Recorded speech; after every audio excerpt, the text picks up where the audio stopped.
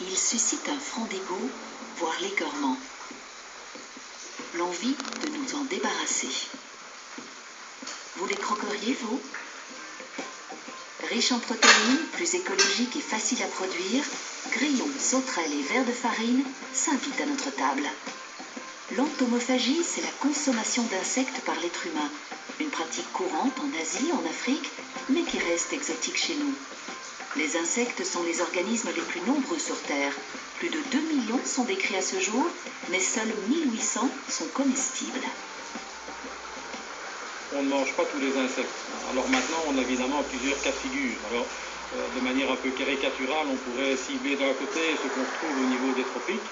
Et donc là, par exemple, on entend encore ces dernières semaines l'impact, par exemple, des criquets migrateurs. Et donc là, il n'y a évidemment aucun problème en termes de biodiversité de collecter des criquets qui sont des ravageurs de culture. Et maintenant, la question pourrait être de se dire, tiens, au niveau occidental, où en est-on? Donc là, c'est une autre stratégie, c'est de produire industriellement de l'insecte. On n'en est pas encore là. Peu gourmand en ressources, il faut 2 kg d'aliments pour produire 1 kg d'insectes, contre 8 pour 1 kg de viande.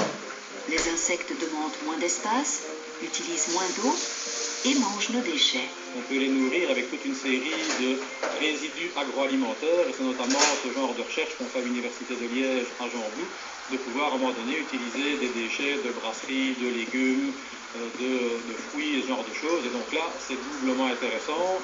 On produit plus d'insectes et en plus avec de la matière qui est revalorisée et qui est normalement considérée comme un résidu.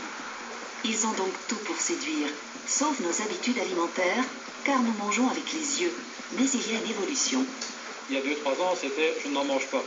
Maintenant, la question, c'est lequel est-ce que je vais choisir, lequel est-ce que je vais goûter. Donc on a vraiment une évolution très importante ces 3-4 dernières années sur le ressenti par rapport aux insectes. Et donc là, je pense qu'il y a une réelle évolution et une réelle ouverture.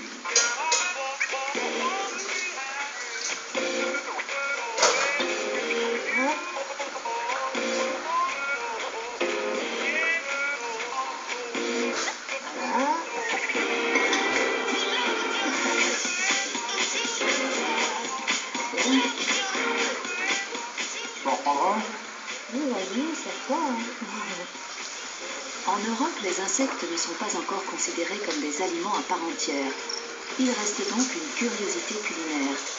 Mais qui sait, leur petit goût de noisette et leur croquant vous séduiront peut-être. Et je pense qu'en termes de perspective, peut-être se dire qu'une fois semaine, manger de l'insecte, ça a un effet positif pour la santé, c'est une idée qui me paraît tout à fait pertinente.